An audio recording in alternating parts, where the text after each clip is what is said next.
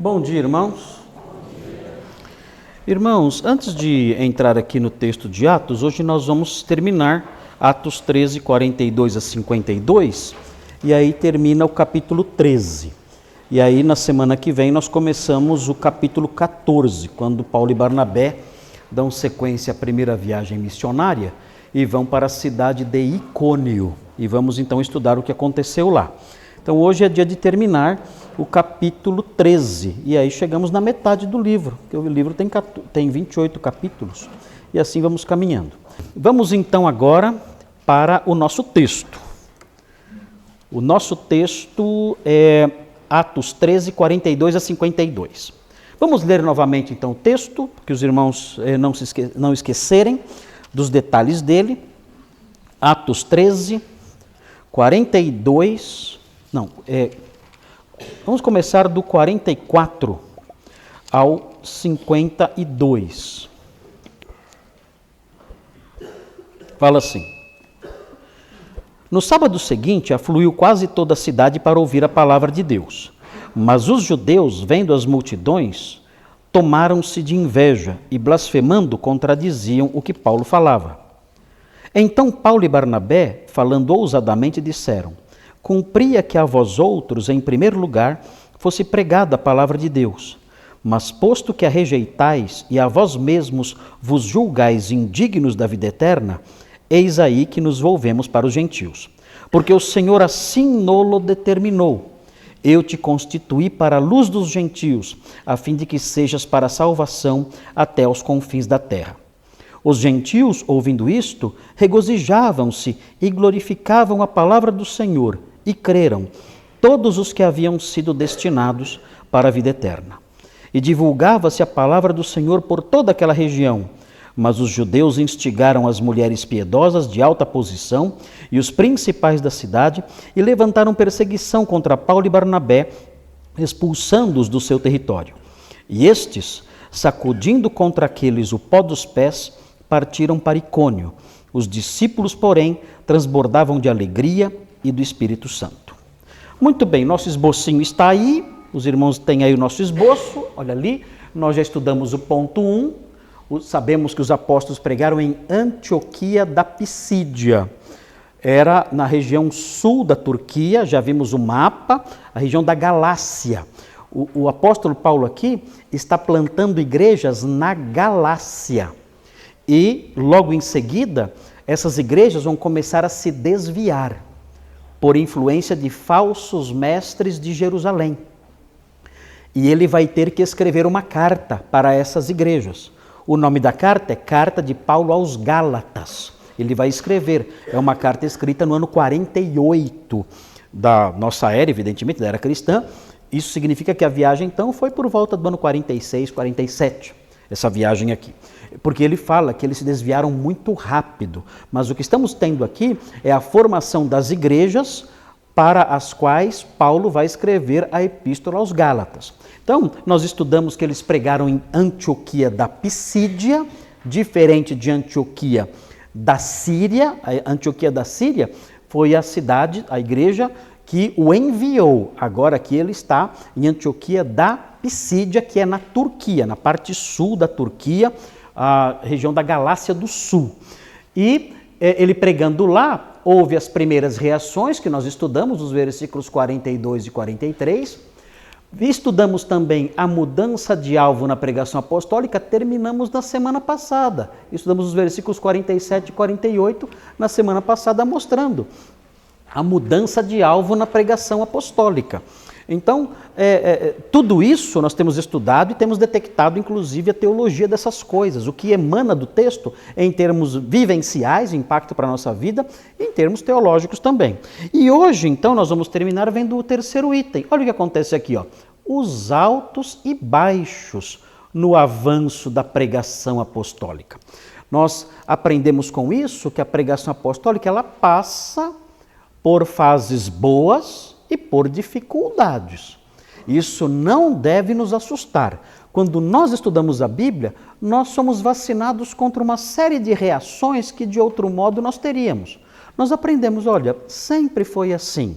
O Evangelho sempre encontrou esse tipo de reação e sempre passou por fases assim, por altos e baixos. Se você prega o Evangelho no seu trabalho, por exemplo, se você tem essa oportunidade de ali onde você está, você anunciar o Evangelho, você vai perceber isso. Vai ter uma fase boa, em que as pessoas vão mostrar atenção, cuidado, alguns vão se converter e vai ser maravilhoso e tudo mais, mas você vai encontrar também as fases difíceis, os momentos em que vem a perseguição, as calúnias, as mentiras, e tudo isso está dentro do programa. Calúnias da pior espécie vão aparecer, ataques, ódios, expressões de ódio realmente assustadoras e inexplicáveis. E você deve estar preparado para tudo isso, porque isso acompanha essa realidade que nós chamamos aqui de os altos e baixos no avanço da pregação apostólica. Não tem jeito, é assim que as coisas são. Veja então aí o versículo 49, olha o que diz aí, fala assim: e divulgava-se a palavra do Senhor por toda aquela região. Palavra do Senhor é o quê? É o Evangelho. Por que é chamada de palavra do Senhor?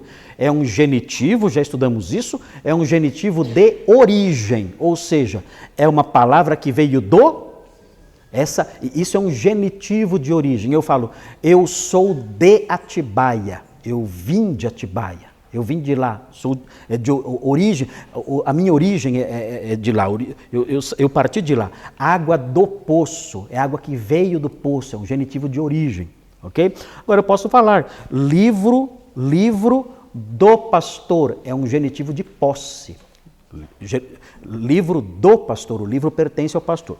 Aqui pode ser um genitivo de posse, a palavra do Senhor é a palavra que é dele, ele é o Senhor dessa palavra, o dono dessa palavra, ou um genitivo de origem, que parece ser melhor, a palavra que veio do Senhor. Então, essa expressãozinha, esse genitivo de origem, mostra que o Evangelho não foi inventado por nós.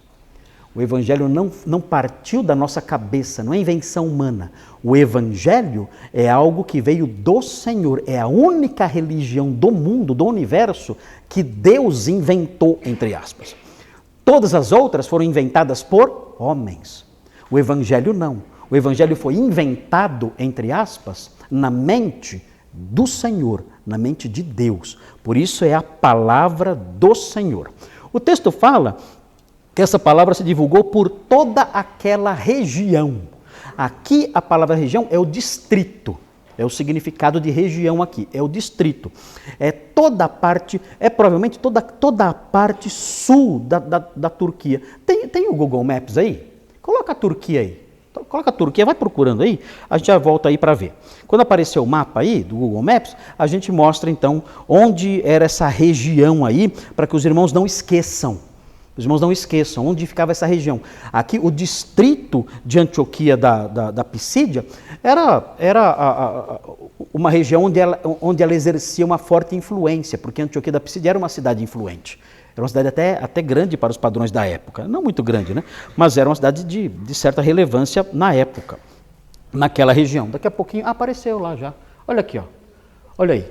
Antioquia da Pisídia ficava, quer ver? Ó, aqui subindo aqui, ó. Subindo aqui para cima, aqui, ó. Mais ou menos aqui assim. Aqui assim. Então a região de que estamos falando é essa região aqui, ó. Essa aqui é a região. A palavra se espalhou por essa região aqui. Diminui até mostrar o Brasil, para a gente ver onde nós estamos. Até mostrar o Brasil. Cadê o Brasil? Cadê o Brasil? Cadê o Brasil? Fica aí. Aqui, aqui. Olha o Brasil aqui, ó. Olha o Guarulhos aqui, ó. Aqui, ó. E aqui, olha lá. É longe, né? É bem longe, né? Olha lá. Aqui é a Turquia. Também chamado de Anatólia. Antigamente chamavam de Anatólia. Anatólia. E as viagens missionárias de Paulo foram aqui a princípio. Depois vieram aqui para Macedônia, aqui em cima. Depois desceram para a Grécia. Ele ficou aqui, ó. O apóstolo Paulo viajava aqui, assim. O apóstolo Paulo viajava aqui, ó. Nesse miolo aqui, ó. Ele queria ir, depois ele foi para cá. Mas ele queria ir vai para lá, para a Espanha. Ele queria, vai mais. Aqui, ó. e queria vir para cá, para a Espanha. A gente não sabe se ele foi. Ele chegou até aqui, ó, até Roma. Ele chegou. Então volta lá para a Turquia, deixa aí o mapinha, aqui, essa regiãozinha aqui, Galácia do Sul, aqui é a região onde ele está pregando o evangelho, impactando aí a vida das pessoas com essa mensagem maravilhosa que é a palavra do Senhor. Muito bem, se espalhou por toda aquela região, interessante, porque como se espalhou? Certamente se espalhou porque os próprios discípulos compartilhavam, né? Eles creram no Senhor e começaram a falar. Esse é um efeito normal da fé genuína. A fé verdadeira faz com que a pessoa comece a falar. Ela não consegue ficar quieta. Ela compartilha ali com alguém próximo dela, com parentes, com pessoas com quem ela trabalha, ela compartilha. E a coisa começa a se espalhar. E foi o que aconteceu lá. O texto não fala que eles saíram pregando na região ali em volta. Não fala isso. Depois eles saem, eles vão para Icônio, um pouquinho mais para o Oriente. Pertinho ali, mas um pouquinho mais para o Oriente, para o lado leste da cidade de Antioquia da Pisídia. A gente vai ver depois onde é Icônio na aula que vem. Mas eles estavam focalizados em Antioquia da Pisídia. Mas como se espalhou pela região? Certamente por causa das pessoas que se converteram. Os que se converteram começaram a falar da conversão deles, da fé deles, e então o evangelho se espalhou. Muito bem, isso aqui é o alto. Nós falamos que tem os altos e baixos. Esse é o alto. Agora vem o baixo. Olha o que aconteceu aí. Olha só que coisa terrível acontece agora. Veja isso, porque você vai ver aqui uma estratégia muito comum se você começar a pregar a mensagem apostólica. Se você começar a pregar o evangelho falso, não vai acontecer nada. Agora, se você pregar o evangelho verdadeiro, um dos efeitos é esse aqui. Olha o que o texto fala, preste atenção, que pode acontecer com você. Mas os judeus instigaram. O que é instigar? O que é isso? Que significa instigar. Nossa, parece até coisa de bicho, né? Instigar o cachorro para te morder. É assim? Não. Quando era moleque falava atiçar. Atiçar. O que significa atiçar? Qual é a origem dessa palavra? Atiçar. Acho que é acender, né? Porque, assim, a palavra que aparece aqui significa acender as emoções de uma pessoa contra outra. É atiçar, né? Não é atiçar? Quando era moleque falava, ele atiçou o cachorro para cima de mim. E o cachorro vinha mesmo, né? Na época não tinha petzinho, não. O cachorro mordia, a gente tinha que tacar pedra nele. Não era crime tacar pedra em cachorro, era caso de sobrevivência. Né? Cansei de ser mordido por cachorro, né? De fugir de cachorro. Mas a pessoa atiçava o cachorro, falava, isca, isca. Falava assim. Vocês lembram disso? Vocês lembram disso aí? Vocês lembram disso? Não lembra? Isca. Falava, isca. E o cachorro ficava atiçado e vinha para cima. Então, isso é atiçar. É você despertar as emoções do cachorro. O cachorro fica dotado, tomado de ódio. E ele vem louco, ele vem para morder, porque ele foi atiçado. Aqui, essa ideia é instigar alguém, é você acender as emoções da pessoa de tal modo que ela passa a odiar o outro. Gente, como é que se faz isso? Como alguém atiça? Como alguém... Cachorro eu sei como faz. Eu aprendi quando era pequeno. É só falar, isca. Né? E eu não sei, é uma palavra mágica. E o cachorro, ele fica louco quando ele escuta isso e ele sai correndo atrás da pessoa. Mas como eu atiço alguém? Como eu acendo o ódio de uma pessoa contra a outra? Como? Fala para mim.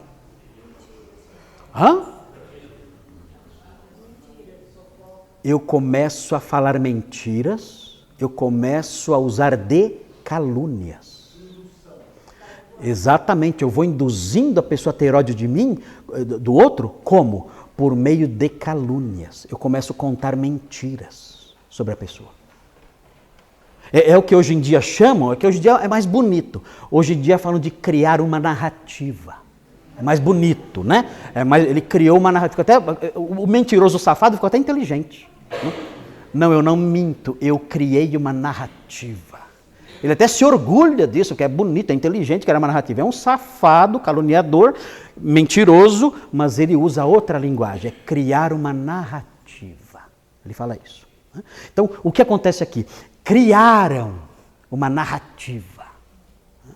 e instigaram, atiçaram, encheram de ódio o coração de algumas pessoas. Olha aqui de quem eles encheram o coração de ódio, com calúnias talvez, certamente com calúnias. De quem?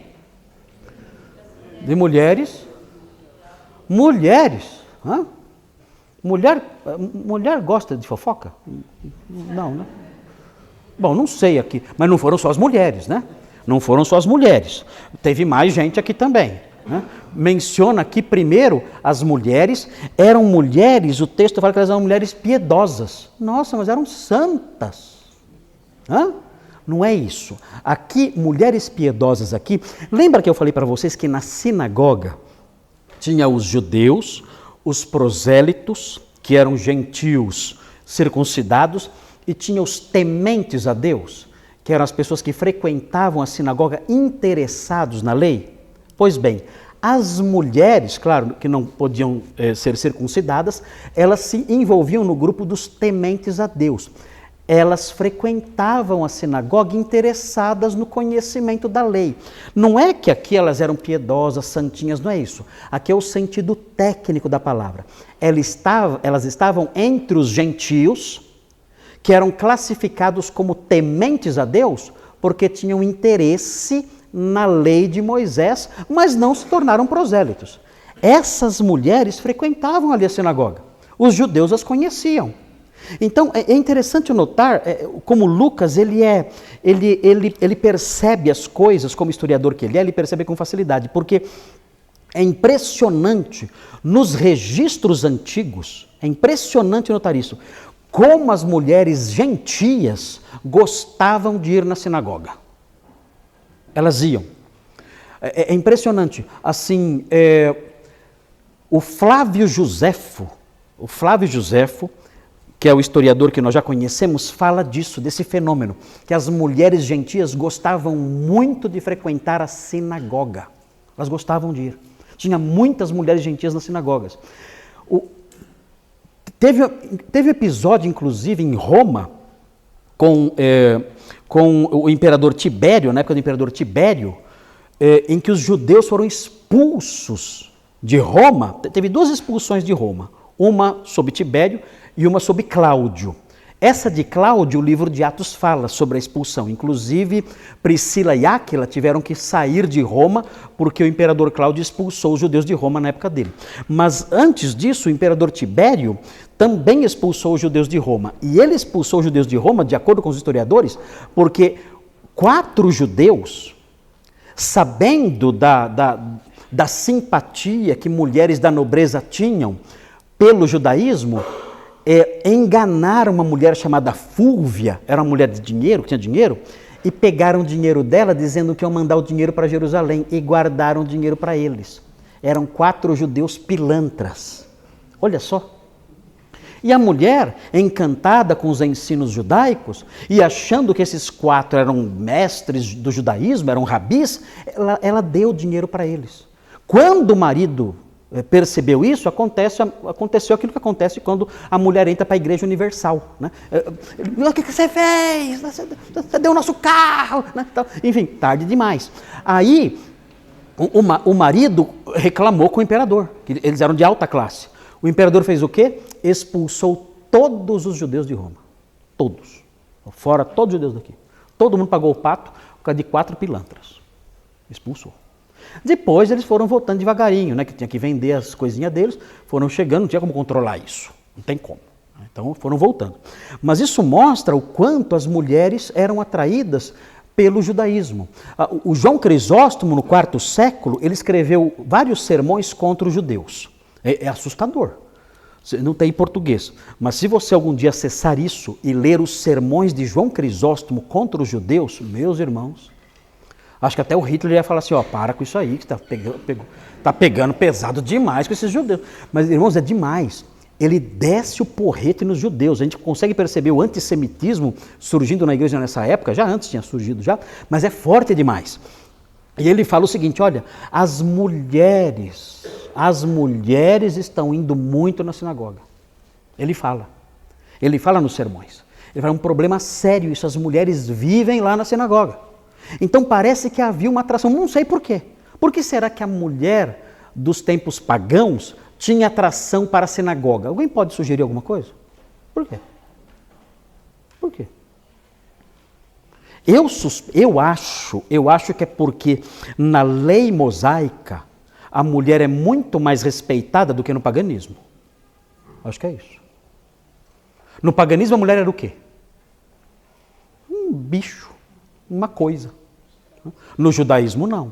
No judaísmo Deus criou o homem e a mulher e disse que ela era uma auxiliadora que lhe era correspondente.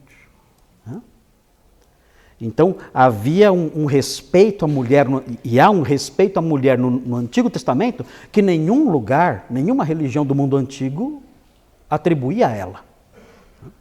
O marido podia matar a mulher no paganismo, se quisesse. Além disso, os cultos pagãos eram muito imorais. Como é que uma mulher decente ia frequentar um culto pagão? Era muito imoral o culto pagão. Eram cultos que envolviam práticas sujas, práticas sexuais durante o culto, durante a adoração. A mulher decente, ela não ia se envolver nisso. Então, talvez esses dois fatores expliquem a presença de mulheres na sinagoga, um número grande de mulheres na sinagoga. E elas estavam lá. E o que aconteceu? Os líderes da sinagoga, os judeus da sinagoga, foram lá e começaram a dizer calúnias contra os apóstolos, e acenderam o ódio delas. Agora, note bem, até aí tudo bem. Agora, notem bem, elas eram só mulheres piedosas? Veja a sequência. Elas eram o que mais? Elas eram mulheres de elevada posição. Aí juntou duas coisas, raiva religiosa e poder político. Qual é o resultado disso? Fala para mim. Ódio religioso e poder político. Qual é o resultado disso? Fatal. É fatal.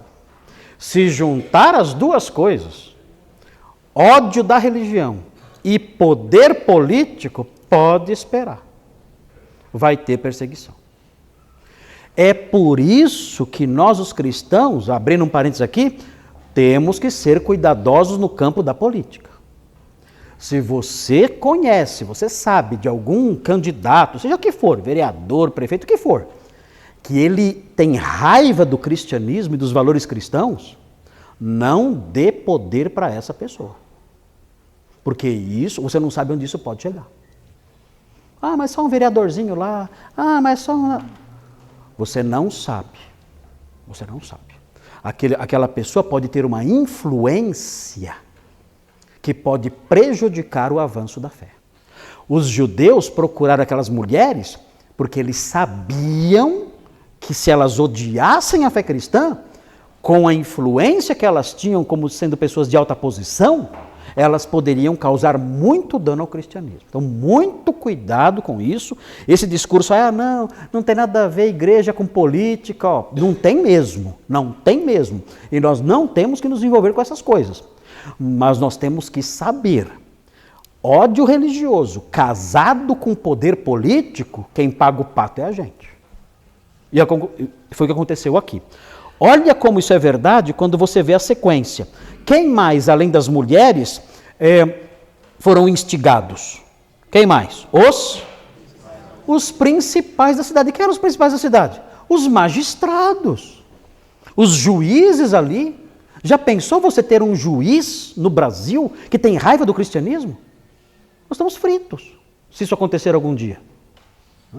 Não pode rir que vai preso, hein?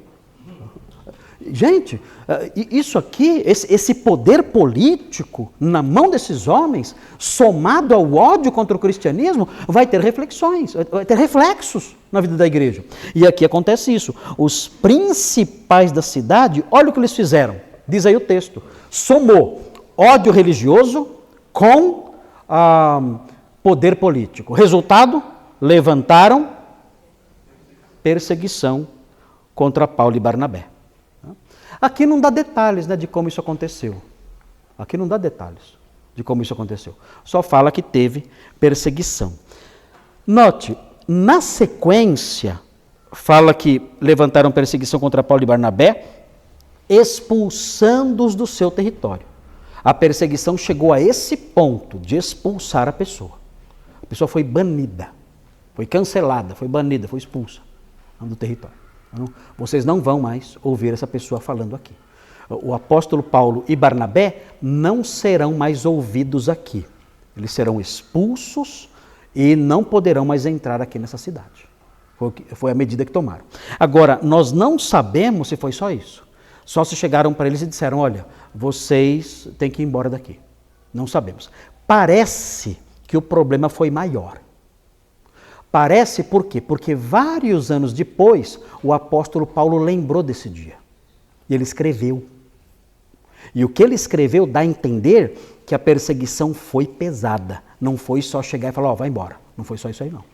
Olha 2 Timóteo 3. Eu vou tirar meu paletó aqui que tá calor agora. 2 Timóteo 3, versículos 10 a 13. Dá uma olhadinha aí. 2 Timóteo 3, de 10 a 13. E veja aí o que diz. Eu vou ler aqui, porque senão não sai na gravação, e aí fica ruim depois para quem está assistindo. Então, a 2 Timóteo 3, versículo 10. Olha aqui, ó. Olha como ele lembra. Aqui ele escreveu no ano 63, 64. Quanto tempo depois? Faz a subtração aí. 64 menos 47. Mais ou menos. É mais ou menos isso. Quanto tempo dá? 60. Quantos anos? Mais ou menos 17 anos. De 15 a 17 anos de diferença entre o que aconteceu e o que ele está escrevendo aqui agora. Então, mais ou menos 15 anos depois, olha o que ele escreveu. Ele lembrava ainda. Ele lembrava. Olha o que ele fala aqui. Tu, porém, 2 Timóteo 3,10. Tu, porém, tens seguido de perto o meu ensino, procedimento, propósito, fé, longanimidade, amor, perseverança, as minhas perseguições e os meus sofrimentos, quais me aconteceram em Antioquia. Ele lembrou. Em Antioquia não foi fácil. Icônio e Listra. Essa aqui é a primeira viagem. É o que estamos estudando. Ele vai sair agora de Antioquia, vai entrar em Icônio. Depois vai para Listra. Então ele está lembrando dos episódios que estamos estudando. Olha só. 15 anos depois, ou 17 anos depois, ele se lembra do que aconteceu. E ele fala que variadas perseguições tenho suportado. Olha, quanto tempo já, hein? Ele se lembrava dessas e ainda estava sendo perseguido. Aliás, ele escreveu quando estava preso em Roma. Ele fala, de todas, entretanto, me livrou o Senhor. Então parece que em Antioquia não foi só um convite para se retirar. Parece que a perseguição foi pesada lá, mas o livro de Atos não dá detalhes. Olha como ele termina. Olha que legal. Olha aí. Ora, todos quantos querem viver piedosamente em Cristo Jesus vão prosperar. Eu li certo? Não? Não? Ué, mas é o que a gente aprende. Não é o que os apóstolos estão dizendo? Os grandes apóstolos da nossa época. Não, eles não falam isso. Que estranho, né? Será que eles estão mentindo? Será que eles são mentirosos? Falsos apóstolos que foram inspirados pelo diabo? Será? Meu Deus, quanta ignorância no meio evangélico. E o ignorante é presa fácil. Veja o que diz o texto. Ora, todos quantos querem viver piedosamente em Cristo Jesus serão perseguidos. Está aí. Não tem jeito. Tem como escapar? Não. O apóstolo Paulo fala, olha, eu, desde a época lá de Antioquia, lá na primeira viagem até agora, eu sofro perseguições, porque eu prego o evangelho. Quantas perseguições tenho suportado. E é isso. Todos os que querem viver piedosamente, em Cristo Jesus, vão passar por isso. Não tem como escapar. Muito bem. Tudo bem até aqui? Tudo certo? Então já vimos o alto, né? Espalhou o evangelho. E agora, a parte difícil, né? A perseguição. É interessante Existe, eu já falei para vocês aqui, existe uma carta, um documento escrito no século II, por um filósofo, teólogo, filósofo, que morreu em Roma, martirizado no ano 165. O nome dele era Justino. Justino, conhecido como Justino Mártir ou Justino de Roma. Ele dá testemunho dele falando que ele foi um filósofo que passou por várias escolas de filosofia dentro do espectro helenista, né? E um dia ele conheceu um senhor na praia, que ele não fala o nome, e esse senhor falou de Jesus para ele se converteu. E ele escreveu e abriu uma escola de filosofia para ensinar cristianismo. É um semináriozinho, né? E era uma escola de filosofia em Roma que ele abriu, mas na verdade não era filosofia. Ele falava que era a única filosofia verdadeira. E é mesmo. Mas era uma escolinha de teologia, né? Enfim. E ele ensinava lá. E ele foi denunciado por um filósofo cínico. Ele foi denunciado por praticar e ensinar o cristianismo e foi martirizado juntamente com alguns discípulos em Roma. Foi morto em Roma juntamente com alguns discípulos, Justino Mártir. Ele escreveu uma obra chamada Diálogo com Trifão, ou Diálogo com Trifon. Século II, não é muito longe, né, da época dos apóstolos. E ele falou, Trifon, ou Trifão, é um judeu. A gente não sabe se é um judeu imaginário, que ele usou para escrever seu livro, ou se é um judeu que existiu mesmo. E ele dialoga com Trifão. E ele fala assim para Trifão, ele fala, olha, vocês, judeus, quando o evangelho começou, vocês mandaram pessoas pelo mundo afora para espalhar mentiras sobre nós. E quais foram as mentiras que vocês espalharam sobre nós? Vocês disseram que nós praticávamos incesto. E nem entre os pagãos o incesto era aceito. Nem na sociedade pagã mais imunda o incesto era aceito. No Brasil tem gente que defende o incesto. A ética, se é que existe isso, né? A ética sexual marxista, se é que existe uma ética sexual marxista, não sei se é como falar de um careca cabeludo, né? Não tem, mas é isso, né? Mas a antiética sexual marxista ensina que a sociedade ideal é uma sociedade incestuosa. É isso. O pastor não está inventando isso. Isso é dito expressamente nos escritos marxistas de Engels. Diz expressamente.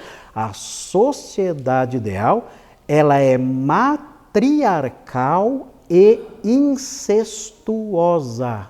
Ela é assim. E ela é matriarcal, incestuosa e promíscua. Para eles, a palavra promíscua não é uma palavra feia, é uma palavra boa. O ideal de sociedade é esse, uma sociedade matriarcal, incestuosa e promíscua, em que todos são de todos. A mulher é esposa de todos e o homem é marido de todas. Consequentemente, você não sabe quem é sua filha. Você só sabe quem é sua mãe. Então você vai ter relações com a sua filha sem saber. Mas esse é o ideal da sociedade feliz. É isso que essa gente quer. Esse é o sonho dessa gente. É isso. Por isso vocês veem esses discursos todos que temos visto por aí. É assustador, mas é isso. Mas o paganismo, fechando parênteses, ele abominava o incesto.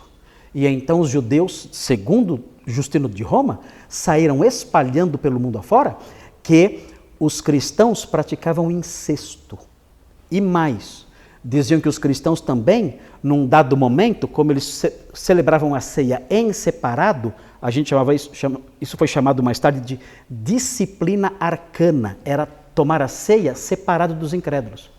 No começo não era assim, era aberto, mas depois a ceia passou a ser praticada num lugar separado e os incrédulos não entravam. Então passaram a dizer que na ceia, nesse modelo da disciplina arcana, como era chamado, nesse modelo eles pegavam uma criança, matavam a criança, um recém-nascido, E isso era fácil achar crianças recém-nascidas nos muros das cidades, que as mães que não queriam seus filhos, elas tinham os bebês e deixavam em cima dos muros ou nas florestas para serem devorados pelas feras. Então era fácil achar bebê no lixo. Você no lixão das cidades, você pegava 2 ou 3 bebês, estava tudo lá morrendo lá. Então era normal isso aí. Então pegavam um bebê, levavam para a igreja, matavam o bebê, deixavam o sangue escorrer numa farinha e comiam aquela farinha. Então, essas eram as afirmações que eram ditas dos judeus contra os cristãos, as calúnias que eram levantadas. Isso acirrava o ódio popular e, consequentemente, as perseguições. Então, nós não sabemos que tipo de calúnia foi levantada por esses judeus aqui. Mas no século II as calúnias eram essas. Os banquetes orgíacos, incluindo incesto e também antropofagia. É demais? É demais? Essa gente conhece algum limite? Pô, vamos mentir, mas maneira, né? Pô, comer criança com farinha, dá um desconto, né? Pô, menos, né? Não. Não tem limite. É a mentira porca. É a mentira que não conhece barreira nenhuma para destruir totalmente a sua reputação e instigar um ódio contra você mortal. As pessoas têm que olhar para você e quererem te matar. Não basta só olhar para você com antipatia. Elas têm que querer te matar. Esse é o desejo dessa gente. Então é terrível isso aqui. Por isso que o apóstolo Paulo fala, olha, quanta perseguição eu passei lá. Não foi fácil, e até hoje é difícil. E as causas envolviam isso aí. Envolviam calúnias com o objetivo de atiçar o coração das pessoas. Então prepare-se. Se você é um evangelista e prega a mensagem apostólica, você não sabe o perigo que você está passando.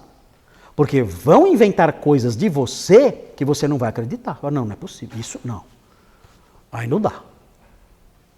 Não tem cabimento. Não tem cabimento. Mas é isso. Não tem limites. Muito bem. Prosseguindo aqui. Dá tempo? Dá tempo sim. 51. Olha aí. E estes, olha só, expulsando-os do seu território, né? E olha o que eles fizeram. Olha aqui, ó. E estes, sacudindo contra aqueles o pó dos pés. Como assim? Como é que eu sacudo o pó dos pés? Você tem que tirar o sapato, né, e bater, né? Mas tá bom. Mas o que significa isso? O que significa você sair de uma cidade, né? Você sai lá, deixa lá Guarulhos para trás, tira o sapato, né? Bate e tchau. O que significa? Isso é um gesto simbólico, né? É um gesto simbólico isso aí. Mas simboliza o quê? É um gesto simbólico, mas simboliza o quê? Em Lucas 10, tem aí um indício do que significa isso. Porque quem falou para fazer isso foi Jesus, quando ele orientou os 70 discípulos que ele enviou. Olha o que ele fala em Lucas 10. Eu vou ler aqui. Lucas 10. Lucas 10, 10 a 12. Fala assim. Jesus falando aos 70. E os apóstolos pegaram a orientação para eles. Olha que interessante. Quando, porém, entrares numa cidade e não vos receberem, saí pelas ruas. Olha isso. E clamai, até o pó da vossa cidade, que se nos pegou aos pés, sacudimos contra vós outros. Não obstante, sabei que está próximo o reino de Deus. Digo-vos que naquele dia haverá menos rigor para Sodoma do que para aquela cidade. O que significava, então, sacudir o pó dos pés? Significa dizer o seguinte, olha, essa cidade é uma cidade profana. Eu não quero nem andar com o pó dessa cidade nos meus pés. É uma cidade profana, é uma cidade inimiga de Deus, e essa cidade vai experimentar a fúria do Senhor. Esse era o significado, de tirar os sapatos e sacudir o pó dos pés. Era uma declaração. Essa cidade é profana. Essa cidade Deus reprova. Essa cidade será punida. E ia embora.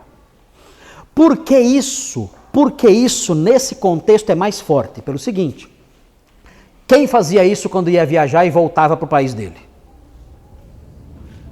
Quem quando ia viajar, quando voltava, antes de entrar no seu país, limpava o sapato? Os judeus. Se os judeus saíssem de Israel e fossem para outros países, eles pensavam assim, a terra que eu pisei é profana, é uma terra de inimigos de Deus, então não vou levar essa terra para o meu país. Então quando eles chegavam na fronteira, eles tiravam o sapato, limpavam o sapato e entravam em Israel. Só os judeus faziam isso. Em relação aos outros, aqui é interessante, porque os apóstolos estão fazendo isso tendo em vista os judeus. Olha, sabe o que vocês fazem quando vocês vão em países profanos? Pois é, eu estou fazendo isso com a cidade de vocês, viu, judeus? Vocês agora é que são os profanos. Vocês é que são os alvos da ira de Deus. Vocês. Então nós estamos saindo daqui, limpando os nossos pés, porque por causa de vocês, essa cidade é uma cidade profana, imunda, está debaixo da ira de Deus. Era uma mensagem dura. Então é interessante, porque assim, isso mostra que o evangelista, ele prega o evangelho. Isso é bom? É a notícia? O que é o angelia? O que é angelia? Mensagem. O que é eu? Bom. Bom. Angelia. Mensagem boa.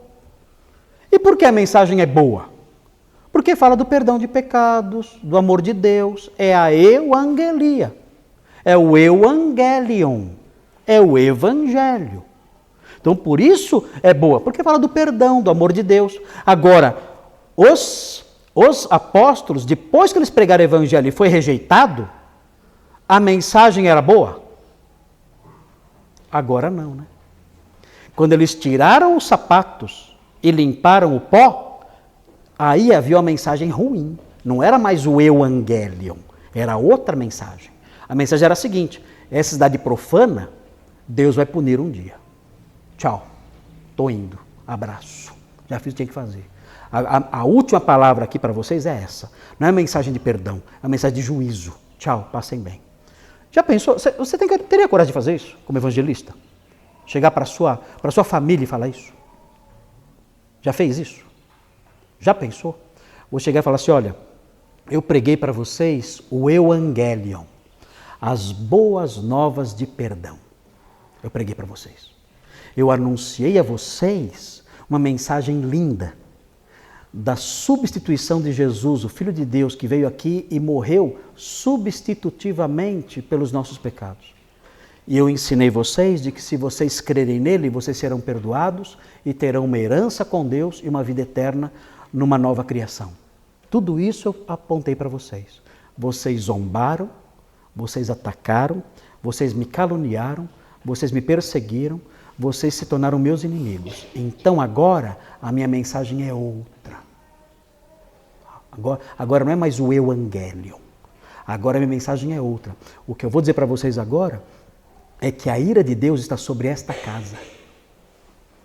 A ira de Deus, esta casa é uma casa profana. A casa em que vocês moram é uma casa profana. É uma casa que está debaixo da ira de Deus. E uma casa em que os moradores um dia vão experimentar o seu juízo. Passem bem. Tchau. Já fizeram isso alguma vez? Tem que ser bom, hein? Tem que ser bom. Mas era o que os apóstolos faziam. Não era, tudo bem, cada um tem sua fé, né? Tem que ter, o que importa é a sinceridade, né? Não. Não é isso aí não. Irmãos, esqueçam todo o lixo que jogaram na cabeça de vocês. Esqueçam todo o lixo que o politicamente correto, isto sim lixo, jogaram na cabeça de vocês. Esqueçam isso aí. Isso aí não presta. Isso aí não é a verdade bíblica. A verdade bíblica é essa aqui. Eu prego para alguém 1, 2, 3 vezes. O resultado é esse? Calúnias, ódios, perseguição? Senta aqui. Senta aqui, tem mais uma palavrinha a dizer. A palavra é a seguinte: eu anunciei o evangelho para vocês. Vocês se julgaram indignos da vida eterna. Vocês próprios se julgaram indignos. Então o que eu devo dizer agora é que a ira de Deus está sobre esta casa. O juízo de Deus está contra esta casa. Esta casa é uma casa profana. Essa casa é uma casa de inimigos da verdade. E saibam disso com certeza. Um dia o juízo de Deus cairá sobre cada morador dessa família. É isso. Tchau. Acabou o Natal. Acabou a reunião do Natal. Mas é isso aí. Não tem, irmãos, não tem aquela, veja bem, cada um. Não é assim. É claro, queridos, para chegar nesse ponto, você não vai chegar, né, para alguém e falar: você aceita Jesus, mãe? Agora não. Então a ira de Deus. Mesmo. Para fazer isso, tem que haver uma caminhada, né? Para chegar nesse ponto tem que haver uma jornada. Isso aqui é muito grave, isso aqui. É muito sério isso. Dizer isso para alguém, isso é muito pesado. Tem que haver uma historiazinha antes, né? Tem que haver ali todo um trabalho antes de chegar nesse ponto. Mas se chegar nesse ponto, nós temos que ter coragem de falar. Sim, temos que ter coragem de falar. E dizer exatamente isso. Olha, eu lamento muito, isso não traz alegria nenhuma no meu coração. Tirar minhas sandálias aqui, sacudir o pó dos meus pés, não me traz alegria nenhuma satisfação. Pelo contrário, estou triste. Mas a realidade é essa aqui. Lamento. É isso aqui. Deus tenha misericórdia que um dia vocês abram o coração. Porque se continuar desse jeito, é essa mensagem que vai ser aplicada a vocês um dia. Não tenham dúvidas disso. Não tenham dúvidas. É assim. E orar, né, pela pessoa. Pedir a Deus: Senhor, faça com que algum dia essa pessoa seja comovida pela verdade. Bom, versículo 49, está no alto ou está embaixo? 49, alto. Versículo 50, versículo 51, baixou mais ainda, né? E o versículo 52? Como é que eu sei? Tem um contraste forte aí, não tem? Os discípulos, porém, né? Os discípulos, aí subiu de novo. Qual é o maior sinal no texto de contraste? Porém, gente do céu, compreensão de texto. Porém, o porém significa o quê? Um contraste gigantesco. Aqui é assim. No grego, até onde eu estou lembrando agora, tem 2 porém. Tem o de. Duas letrinhas só. De. Significa mas, significa porém. E tem o alá. O alá é mais forte do que o de. Aqui, o que é? De ou alá? Alá. É um contraste mais forte, enfático. Então aqui, o texto fala: os discípulos, porém, é bem forte o contraste. E a gente já percebe já que vem coisa boa. Por quê? Porque em Antioquia ficaram alguns, como eles são chamados aqui? Ficaram alguns discípulos. Então ficaram discípulos em Antioquia. No meio daquela cidade profana, né, que seria alvo da ira de Deus, ficaram ali alguns discípulos. E o que eles vão fazer lá agora? Paulo foi embora, o que eles vão fazer lá? Agora. Pensou que treta? Se converteram um grupo grande lá, e o apóstolo Paulo vai embora, e agora? Vamos fazer o que aqui?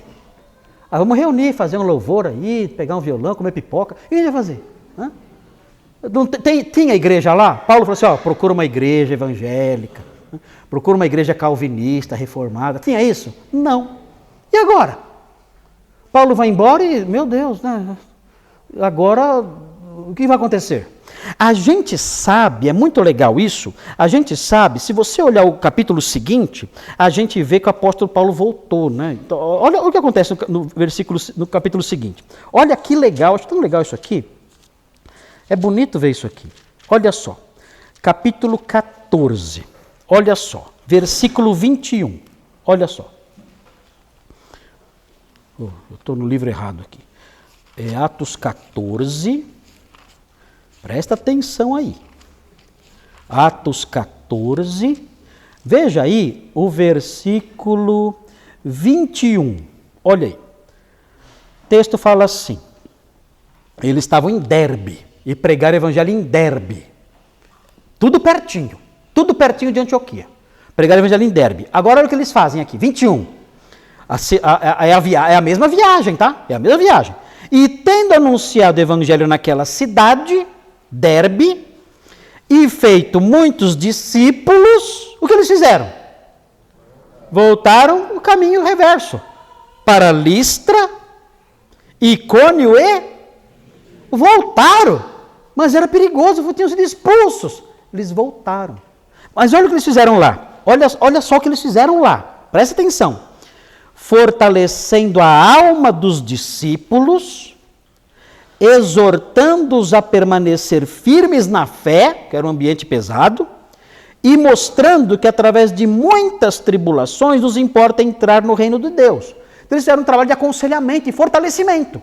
Olha, gente, fiquem firmes aí, porque vocês vão passar por dificuldades antes de entrar no reino.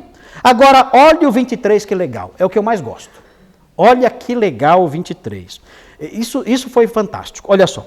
E promovendo-lhes em cada igreja, eles formaram várias igrejinhas. Várias igrejinhas eles montaram. Olha que legal, hein? Várias igrejinhas ali montadas, bonitinhas, né? Várias igrejas batistas ali, né? Aquele monte de igrejinha batista. Era batista a igreja, será? Não?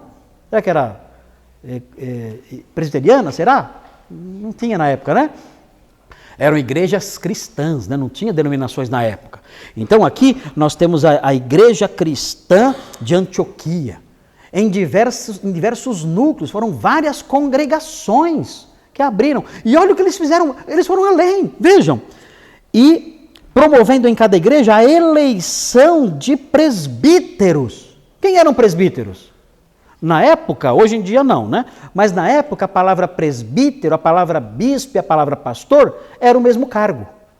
Depois mudou isso, depois teve o bispo, o presbítero separado do bispo e tudo mais. Na época não, no Novo Testamento, presbítero e bispo é a mesma coisa. Então o que eles fizeram? Eles promoveram a eleição de presbíteros, reuniram a igreja, falaram assim, vocês têm que escolher um pastor. Quanto tempo eles tinham de convertido? Meses. Tem que escolher um pastor. E agora? E agora? Quem eles iam escolher? A Bíblia fala que o pastor tem que querer ser pastor. Não pode ser, eu não quero, não, você vai ser. Não pode ser assim. Alguém tem que aspirar o episcopado. E tem que ter alguns requisitos, né? O apóstolo Paulo, ele coloca depois nas suas cartas, nas pastorais, ele coloca os requisitos do episcopado. Então, certamente, eles olharam isso aqui. Assim, olha, quem preenche essas condições e quem vocês querem que seja pastor aqui? Todos novos convertidos. Eu acho que eles escolheram, a igreja tinha judeus e gentios, não tinha? Porque judeus se converteram e gentios também. Eu acho que eles escolheram algum judeu. Por quê? Porque eu acho que a igreja escolheu um judeu. Por quê? Porque o judeu já tinha seminário. O judeu já tinha seminário. O judeu já conhecia a escritura de cabo a rabo. O pagão conhecia o quê? O que o pagão sabia? Como chamava o filho de um judeu? Isaac, né? Jacó. Como era o nome dos filhos dos pagãos? Zeus, Afrodite. Sai fora. Já vê, tá aqui. Né? Não dá. Né? Então, certamente escolheram um judeu, porque o judeu conhecia a Bíblia. Então, era a pessoa mais habilitada para explicar as coisas. Então, eu acho que foi assim.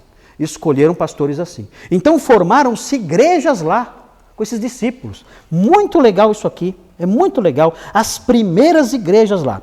Agora vejam, o versículo continua no alto. Vai lendo aí.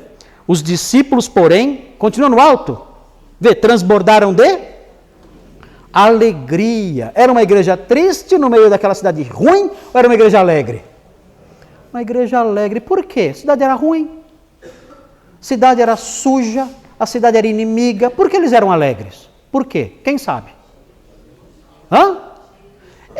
O texto fala na sequência que eles estavam cheios do Espírito Santo. Mas qual é o motivo da alegria de um cristão? Por que o cristão fala, olha, eu sou uma pessoa alegre? Por quê? Eles receberam a salvação em Cristo. Eles tinham uma esperança de vida eterna. Eles tinham perdão de pecados. Gente, o que eles precisavam mais?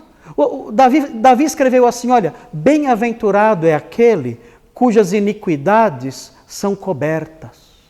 Quem é o homem feliz na Bíblia? É o homem perdoado. Olha que lindo isso. As pessoas procuram a felicidade, não procuram? Pois bem, na Bíblia, isso é ensinado claramente. O homem feliz é o homem perdoado. É o homem que Deus perdoou. Esse é o homem feliz. Essas pessoas foram perdoadas, logo elas eram felizes. E o que mais? Continua no alto versículo? Olha lá, eles transbordavam de alegria e do Espírito Santo. Em Atos, quando alguém está cheio do Espírito Santo, ela faz o quê? Ela começa a rodopiar. Não? Não? Em Atos, quando alguém está cheio do Espírito Santo, a pessoa começa a fazer o quê? Ela cai no chão e começa a latir. Não? Não. Em Atos, quando alguém está cheio do Espírito Santo, a pessoa faz o quê? Quem falou? Prega com, ali o Tiago. A pessoa fala de Jesus com ousadia. Não dá tempo de ler agora, nosso horário está muito adiantado, mas é só você olhar capítulo 4, versículo 8 e versículo 31. Pedro, cheio do Espírito Santo, fez o quê? Falou com ousadia. E Atos 13, versículos 9 e 10. Aqui no texto, no próprio capítulo que estamos estudando, mostra Paulo com ousadia, cheio do Espírito Santo, repreendendo a mentira do mágico. Então, no livro de Atos, a pessoa que está cheia do Espírito Santo, ela fala. E ela fala com coragem, ousadia. Então, quando o texto fala que eles transbordavam do Espírito Santo, significava o quê? Que além de ser uma igreja alegre, era uma igreja que evangelizava, pregava e anunciava a verdade a todos os que apareciam ali diante deles. Então isso é muito lindo. A história de Antioquia terminou embaixo ou terminou em cima? Terminou lá em cima, né? E ó, né? Foguete, né? Ela estava lá, né? Pô, vai acabar assim, né? Todo mundo indo embora e xingando eles, e amaldiçoando, tudo. Não, terminou lá em cima. Os discípulos estavam lá, alegres, cheios de espírito, vibrando, proclamando a palavra de Deus a toda aquela região. E aí terminou a história de Antioquia. Só vai voltar depois, no capítulo 14, quando vão nomear os pastores ali e formar as igrejas lá. Muito bem, acabou o capítulo 13, depois de muito tempo, hein? Mas que foi, né? Frasezinha. Agora vem o 14. Vamos conhecer o que aconteceu na sequência. Porque essa história vai acabar, a viagem vai acabar, né? A viagem vai acabar no capítulo 15. Aí acaba a viagem. Aliás, ela acaba no 14. A viagem acaba já no finalzinho do 14. E aí nós vamos ver o que acontece então na sequência. Mas é muito interessante isso aqui. O capítulo 14 é crucial para a sequência, a gente vai ver o mapinha tudo, né? E o término da viagem.